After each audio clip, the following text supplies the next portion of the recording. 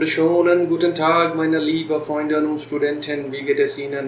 Hello friends, कैसे हैं आप सब लोग? नमस्ते, सत श्री अकाल, अस्सलाम वालेकुम।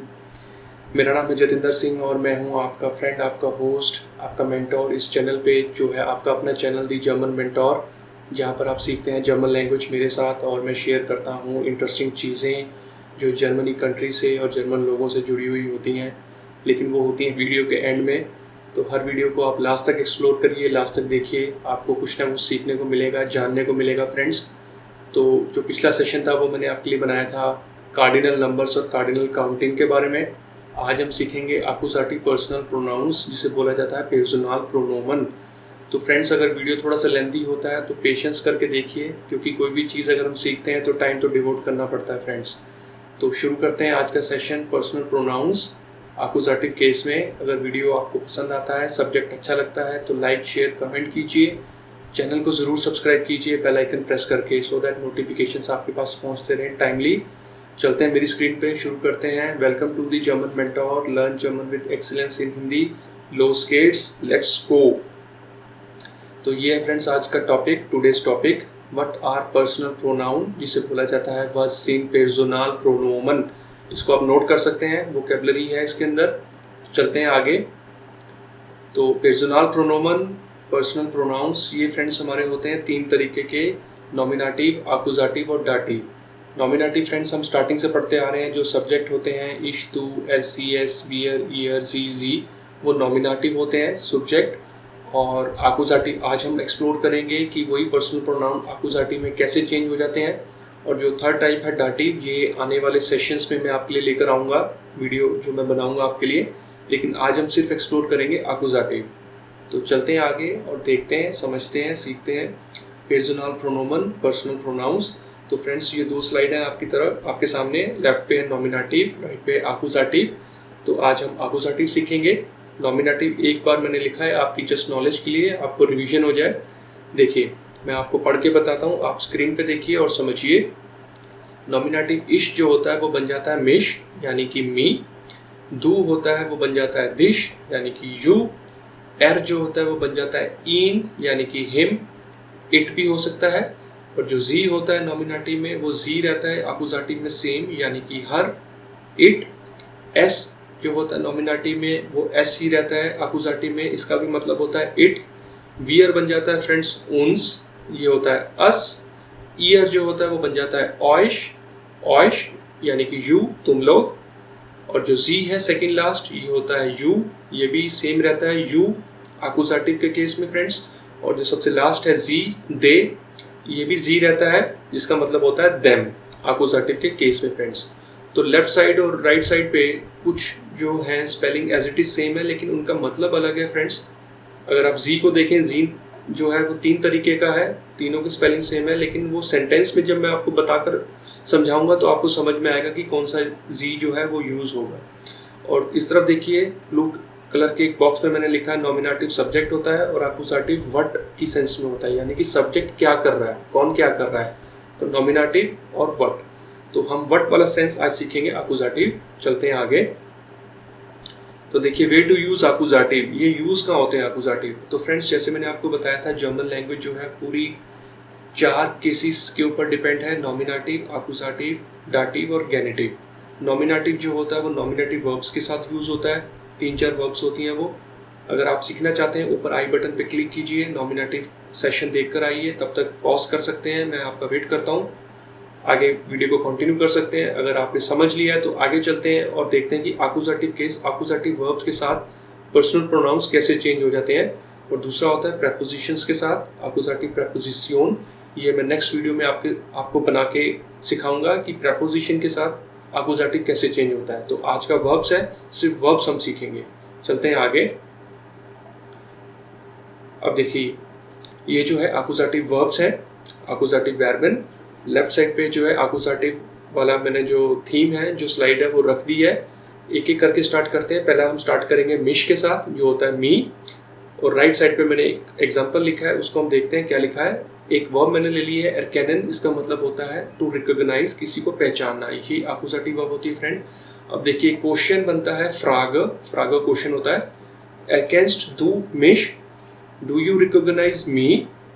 अब आंसर जो आंटवर्ड बनेगा इसका, अगर आप मुझे जानते हैं, अगर यस में जवाब देते हैं तो या, इश एरकेने दिश या इश एरकेने जी। Yes I recognize you. ठीक है, दिश होता है तुम या तू और जी होता है आप, आपकी सेंस में। Yes I recognize you. अगर आप मुझे नहीं जानते हैं, नाइन इश एरकेने दिश या जी निश्ट। No I do not recognize you. तो फ्रेंड्स ये था एग्जांपल मिश के केस में। मिश होता है मी, जब जवाब देते हैं तो दिश होता है, तो वो भी इसमें इंक्लूड हो गया। और अगर आप आपकी सेंस में जवाब देंगे तो वो भी इंक्लूड हो गया, मतलब सेम है। और एग्जाम्पल के साथ आपको समझ में आ सकता है। मिश का एग्जाम्पल ये हो गया फ्रेंड्स आपके सामने। अब चलते हैं आगे और देखते हैं इन, हिम के केस में कैसे बनता है फ्रेंड। तो देखिए ये एक मैंने वर्ब ले ली फिंडन। फिंडन का मतलब होता है टू फाइंड, किसी चीज को ढूंढना, अकुजाटिव वर्ब है। तो क्वेश्चन फ्रागा बना, फिंडेस्ट तू Rahul, are you finding Rahul. अगर आप वाकई में उसको ढूंढ रहे हैं, सच में ढूंढ रहे हैं। या इश फिंडर इन, yes I am finding him. और अगर आप उसको नहीं ढूंढ रहे हैं, नाइन इश फिंडर इन निश्ट, no I am not finding him. तो फ्रेंड्स ये हो गया इन के केस में। तो राहुल के केस में हम यूज करेंगे जब आंसर देंगे यस और नो में इन, हिम। ये हो गया हिम। अब चलते हैं आगे और देखते हैं जी, हर के केस में कैसे बनता है। तो ये एक मैंने वर्ब ले लिया अनरूफन। इसका मतलब होता है टू कॉल, कॉल करना किसी को मोबाइल पे या लैंडलाइन पे, कैसे भी। क्वेश्चन बना, फ्रागा बना, रूफ्ड ईयर मोनिका आन, आर यू गाइस प्लूरल में, are you guys calling Monica. और अगर आप वाकई में कॉल कर रहे हैं, सच में कॉल कर रहे हैं, तो या वी आर रूफन जी आन। तो अब यह मोनिका क्या बन गया, जी। या वी आर रूफन जी आन, yes we are calling her. और अगर आप नहीं कर रहे हैं कॉल, नाइन वी आर रूफन जी निश्ट आन, no we are not calling her. तो यहाँ पे मोनिका बन गया हर जी। तो ऐसे आपको आंसर देना है पर्सनल प्रोनाउन के केस में, हर के केस में जी। अब चलते हैं आगे। अब देखते हैं एस। एस होता है इट। इसका एग्जांपल देख लेते हैं। तो फ्रेंड्स ये एक वर्ब मैंने ले लिया फारन। इसका मतलब होता है टू ड्राइव, कोई चीज ड्राइव करना। तो क्वेश्चन देखिए, फ्राग, सपोज कीजिए एक फादर अपने बेटे को पूछ रहा मोबाइल पे, फैस्ट डू das Auto schnell, are you driving the car fast. अब उसका बेटा क्या जवाब देता है, या इश फार एस schnell, yes I am driving it fast. और अगर वो नेगेटिव में आंसर देता है, नाइन इश फार एस langsam, no I am driving it slow. तो ये आपका हो गया फ्रेंड्स दास आउटो के केस में। दास आउटो जो होता है वो नॉयत्रुम होता है, नॉयत्राल होता है, डेडी डास अगर आपको याद हो। तो दास के केस में लग जाता है एस, दास आउटो के केस में लग जाएगा एस। तो ये आपका एग्जांपल हो गया एस या इट के केस में। अब चलते हैं आगे। अब ले लेते हैं उन्स, मतलब अस। तो ये मैंने एक वर्ब ले ली फिस्टेन, अकुजाटिव वर्ब है जिसका मतलब होता है टू अंडरस्टैंड। क्वेश्चन देखिए, फ्राग, सपोज एक क्लासरूम के अंदर दो तीन टीचर बच्चों से पूछ रहे हैं, फिस्टेट ईयर उन्स, डू यू गाइस अंडरस्टैंड अस। तो आप जवाब दे सकते हैं या बच्चे जवाब देंगे, या वी आर फिस्टेन आलस, यस वी अंडरस्टैंड ऑल। या फिर नेगेटिव आंसर, नाइन वी आर फिस्टेन आलस निश्ट, no we do not understand everything. तो फ्रेंड्स ये हो गया आपका उन्स अस के केस में कि कैसे होता है वर्ब के साथ। अब चलते हैं आगे और देखते हैं ऑयश, यानी कि प्लूरल, तुम लोग। अब मैंने एक वर्ब ले ली अनरूफन, सेम वर्ब है टू कॉल, कॉल करना किसी को। क्वेश्चन या फ्रागा बना, रूफन सी उन्स आन, बहुत सारे लोग आपसे पूछ रहे हैं, आर यू कॉलिंग अस। अगर आप आंसर देंगे यस में, या इश रूफ ऑयश आन, yes I am calling you guys, मैं आपको कॉल कर रहा हूँ, मैं तुम लोगों को कॉल कर रहा हूँ। और अगर आप नो में जवाब देते हैं, नाइन इश रूफ ऑयश निश्ट आन, no I am not calling you guys. तो ये आपका एग्जाम्पल हो गया ऑयश का, यू के केस में तुम लोग जो होता है। अब चलते हैं आगे। अब देख लेते हैं जी जो होता है देम। एरकैनन मैंने वर्ब ले लिया दोबारा से, अकुजाटिव टू रिकॉग्नाइज, पहचानना किसी को। तो क्वेश्चन बना, फ्रागा बना, एरकैंटियर डिमेंशन, do you guys know these people. अगर यस में आंसर है, या वी एरकैनन जी, यस वी नो देम। तो यहाँ जी क्या बन गया, देम। और अगर आप नहीं पहचानते हैं, नाइन वी एरकैनन जी निश्ट, no, we do not know them. तो ये हो गया फ्रेंड्स एक एक करके जो आपने सीखा पर्सनल प्रोनाउंस मिश से लेके जी देम तक। इसको आप रिपीट करके देखिए, उम्मीद करता हूँ समझ में आ गया होगा। अगर नहीं तो आप मुझे कमेंट करिए, मैं आपको दोबारा से बताऊंगा। अब चलते हैं आगे, कुछ और एग्जाम्पल देखते हैं। अब इन का एग्जाम्पल हम दोबारा ले लेते हैं, लेकिन एक नॉन लिविंग थिंग में फ्रेंड्स। इट के केस में, हिम के केस में नहीं, इट के केस में, वहां पे भी इन यूज होता है। कैसे देखते हैं। तो काउफन, काउफन का मतलब होता है टू बाय। ये भी एक वर्ब है, कोई चीज परचेज करना। तो क्वेश्चन या फ्रागा बना काउफन जी डेन टिश, काउफन जी डेन टिश। फ्रेंड्स यहाँ पे जो डेन टिश है, टिश जो होता है टेबल होता है, इसका आर्टिकल होता है डेयर, मास्कुलिन होता है ये। Are you buying the table, okay. तो आकुजाटिव वर्ब के अंदर जो होता है, जो डेयर होता है वो डेन बन जाता है। इसको समझने के लिए आप ऊपर आई बटन पे क्लिक कीजिए, और जहाँ पे मैंने आपको नॉमिनेटिव और आकुजाटिव का डिफरेंस करना सिखाया था, आप वहाँ पे सीख सकते हैं। तो काउफन सी डेन टिश, टिश मैस्कुलिन होता है। Are you buying the table, तो आंसर बनेगा या इश काउफन इन। अब ये इन जो है वो हिम वाला नहीं है, ये इट वाला है, ओके। ये ऐसे भी यूज होता है, yes I am buying it. और अगर आप परचेज नहीं कर रहे हैं, नाइन इश काउफन इन निश्ट, no I am not buying it. तो याद रखिए इन इट के केस में भी यूज होता है, जहां पे नॉन लिविंग थिंग की कोई चीज की बात हो रही हो। अब चलते हैं आगे, और ये चीज जी और हर के केस में देख लेते हैं, नॉन लिविंग केस में। तो फिंडन एक मैंने वर्ब ले लिया, टू फाइंड, पहले भी मैंने लिया था, सेम रिपीट कर रहा हूँ, चीज को ढूंढना। या कुछ चीज ऐसी भी होती है जहाँ पे किसी चीज को पूछना कि कैसी लग रही है, वहां पे भी फिंडन यूज होता है। क्वेश्चन देखिए, फिंडेस टू दी वॉश मशीन बिलीगर, do you find this washing machine cheaper.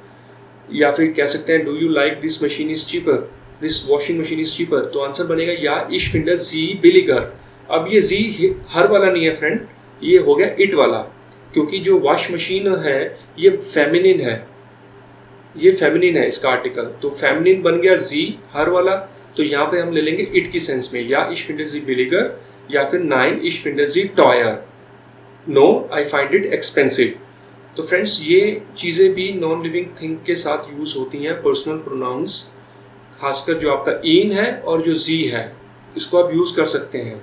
ये भी एक ऑप्शन है हमारे पास जर्मन लैंग्वेज के अंदर। अब चलते हैं आगे, कुछ और एग्जाम्पल देखते हैं। फ्रेंड्स ये मैंने एक स्लाइड बनाया है, रूल 1 और रूल 2, जिसे बोलेंगे रूल 1 या 2। ऊपर है पोजिशंस 1, 2, 3, 4। और पहला हम रूल 1 देखते हैं, मैंने क्या लिखा है आपको समझाता हूँ। तो मैंने एक नॉर्मल सेंटेंस ले लिया, राहुल काउफ्ट मॉर्गन डी लैम्प, Rahul purchasing tomorrow the lamp. अब इस केस में, इस सेंटेंस में अगर मैं एक प्रोनाउन लेता हूँ, यानी कि एक सिंगल प्रोनोमन है, तो बन जाएगा राहुल काउफ्ट जी मॉर्गन। तो इस वाले सेंटेंस में आप देखिए, जो डी लैम्पा था उसकी जगह मैंने जी लगाया, और मॉर्गन जो थर्ड था वो चला गया फोर्थ पे। तो जी डी लैम्पा, क्योंकि डी लैम्पा एक फेमिनिन है, उसकी जगह लग जाएगा जी, जो मैंने अभी पीछे आपको समझाया। तो राहुल काउफ्ट जी मॉर्गन। अब इसी सेंटेंस में अगर आप दो प्रोनाउन लगाते हैं तो क्या बन जाएगा, राहुल की जगह लग जाएगा एर, काउफ्ट सेम रहेगा, जी सेम रहेगा, मॉर्गन सेम रहेगा। तो एर काउफ्ट जी लांगजाम। तो फ्रेंड्स ये वाले भी ऑप्शन हमारे पास होते हैं, आप सेंटेंस को कैसे भी फॉर्म कर लें, बट जो वर्ब की पोजीशन है वो हमेशा सेकंड ही रहेगी। जो काउफ्ट है वो सेकंड पे ही रहा, राहुल और ये सब चीजें जो है वो आगे पीछे हो गई। अब देखिए, अकुजाटिव personal pronouns will always stands after verb. अभी फर्स्ट रूल की बात कर रहा हूँ, तो जो जी है वो काउफ्ट के बाद लगा हुआ है, तो जितने भी अकुजाटिव प्रोनाउन होंगे वो वर्ब के पीछे लगेंगे।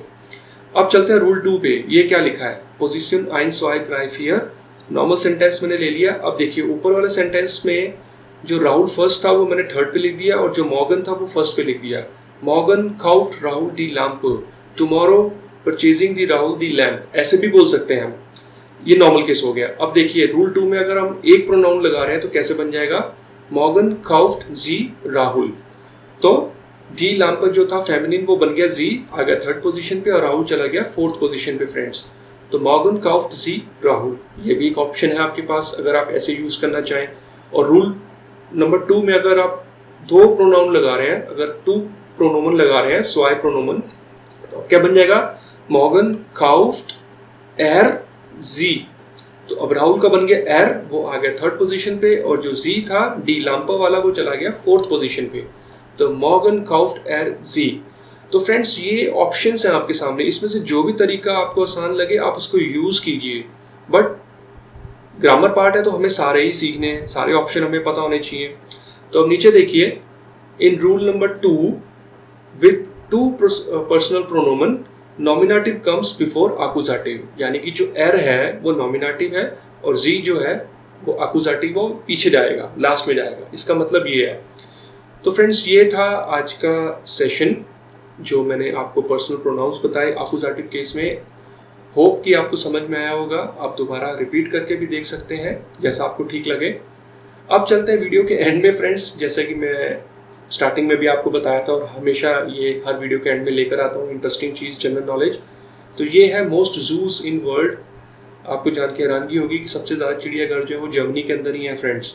तो Germany has most number of juice in the world, around 400 juice located in different states. तो छोटा सा कंट्री है अगर हम इंडिया से कंपैरिजन करें और जूस सबसे ज़्यादा है. और Berlin zoological garden is the biggest जू इन जर्मनी. ये वाला जो जू है सबसे बड़ा है, which covers the area of around 35 hectares, 87 acres approximately.